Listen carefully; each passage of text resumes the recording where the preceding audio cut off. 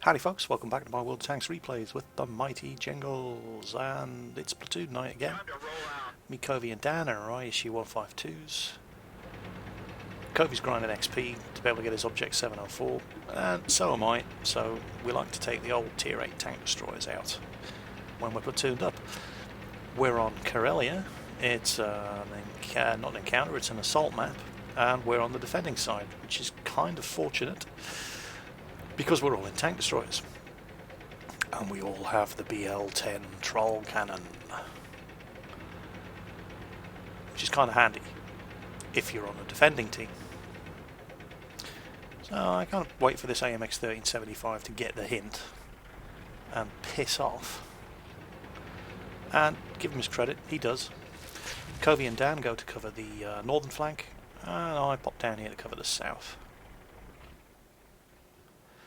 Relying on these guys ahead of me to spot targets for me, because the ISU-152 does not have fantastic view range. I mean, it's adequate, but you really, as with most tank destroyers, want other people to do the spotting for you.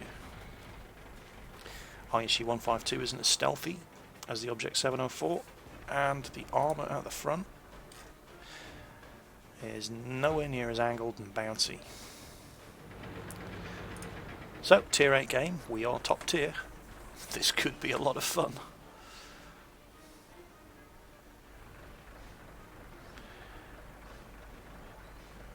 And as is usually the case when you're playing the ISU-152, or any tank destroyer, in a defensive position, it turns into a waiting game. Now, one of the limitations of this BL-10 gun, well, it has a few. First of all, the accuracy is just awful. It has a 15-second reload. But it does have 276mm of penetration and does an average of 750 damage. And, you know, they forgive, stats like that forgive a wide variety of sins. Oh, there goes that pesky little 2801 around. I've now wasted 2 shots on him. And this is the other thing with the ISU-152. You only have 20 shots. Oh, hello.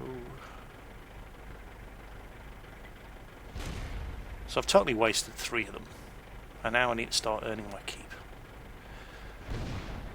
But when this thing hits, which it will eventually, trust me, down to 16 shots, I need to stop dicking around and start making these shots count.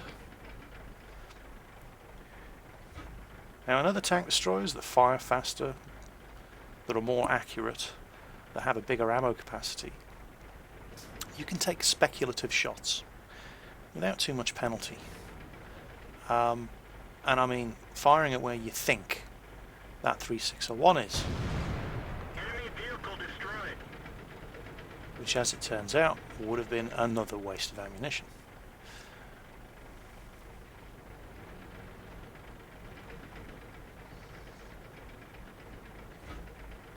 So you really need to try to make every shot count with this thing. Oh, somebody sees me and I don't see him. That's your cue to get the hell out of there before they reload and shoot again. So somebody definitely knows I'm here. Somebody can definitely see me. And we got no scouts up there. I can't see them. Which tells me that they're probably German. German vehicles tend to have better optics. So I ain't going to stick too much of myself out here. But I'm hoping that Tiger's going to... And he does seem to be trying to play a little bit of peekaboo around the rock he's taking cover behind.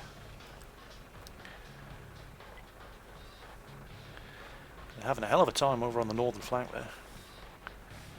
Dan and Covey both have a kill each.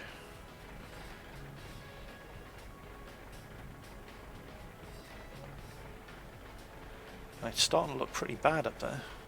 All we can see is 2 heavies. Don't know what else is up there with them. Dan kills one of the KV-1Ss. There's a tank destroyer up there. It's a Ferdinand. That heavy tank of ours could be in trouble. And there we go, this is what I'm talking about. Bloody view range. Missed. 13 shots left. Which is usually, you know, when they're doing 750 damage each, it's usually enough. There's only 6 enemy tanks left. Yeah.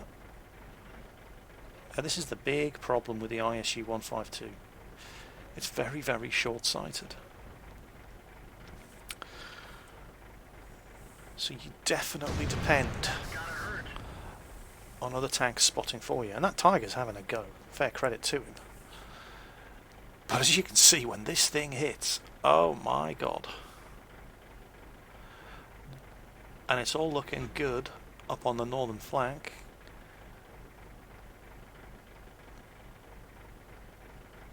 It looks like they've got 4 kills between them. Got to finish off this one. Oh, give me a break. Seriously? His tracks ate it. Ugh. And the chances are he's going to repair before I can reload. There he goes. But instead of getting into cover... Oh, and I missed. That's the BL-10 for you. And they've killed the Tiger. That, I'm afraid, is just what the BL-10 does. It just misses at the worst possible moment. And now he's managed to get into cover. And this is going to be a very, very dodgy shot.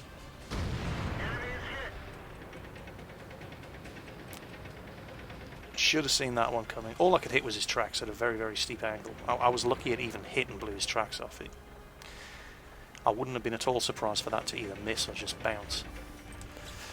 So there's a KV-1S, and it's only going to take 1 shot for me to kill either of these, and here comes the KV-2 as well. And yeah, that was a high damage roll. This thing does 750 on average, that was 860, which was easily enough to one-shot KV-2. But that KV-1S,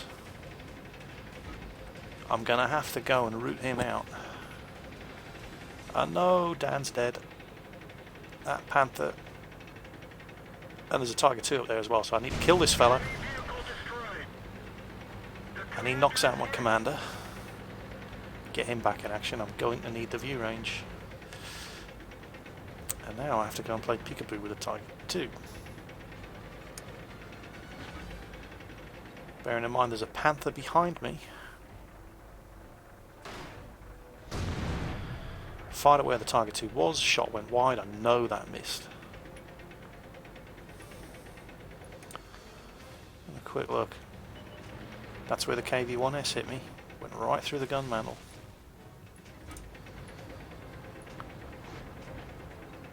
Somebody's taking pot shots. Come on, come on, come on, come on. Don't bounce. God damn it, it bounced. And the Panther's shooting at me from the side. This is not a good place in which to be. Maybe I can use that KV-2 as cover. The track is damaged. That was kind of lucky. Hit just did my tracks. And again, this is a bad spot to be in. Yeah, I can use the KV-2 as cover, but I do not have the gun depression to be able to get the first shot into that Tiger 2. So this is going to be tricky. I can afford to take another hit. I could just wait for artillery and everybody else behind me to kill him. That would also work. But what they have done is they've forced him to back off, and now he moves out and oh, hit the side of his turret, bounced off. Come on, can I get a break? Tracks take the damage again. Notice how I turn to the side to present that angle. Section of track to him on the way up. And yes, at last.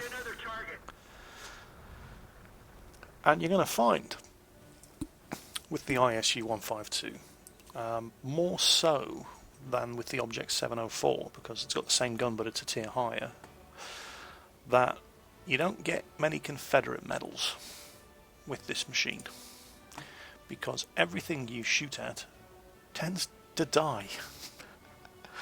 And that's why I love the ISU-152 with the BL-10 gun.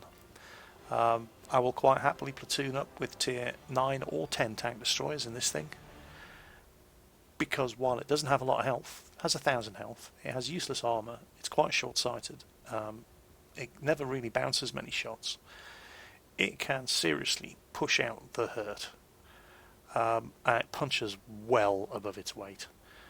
Prior to 7.5, I would platoon up with Dan in his Jag Tiger and in his Object 704, and you certainly, even though you're getting into tier 10 games more often than not, you certainly can look after yourself in this thing, and it's all because of that BL-10 gun. So that was the ISU-152, running up yet another cricket score, 1400 XP, 43,000 credits. It's just a fantastic tank destroyer, and it was a really, really good map for it. I mean, top tier, tier 8 tank destroyers in a tier 8 game, in defensive positions, on a defensive map, and you can't really ask for better than that. But another fun game in the ISU-152. I don't think I'll ever be selling this thing. It's such a good machine. I hope you enjoyed the replay, and I'll catch you next time.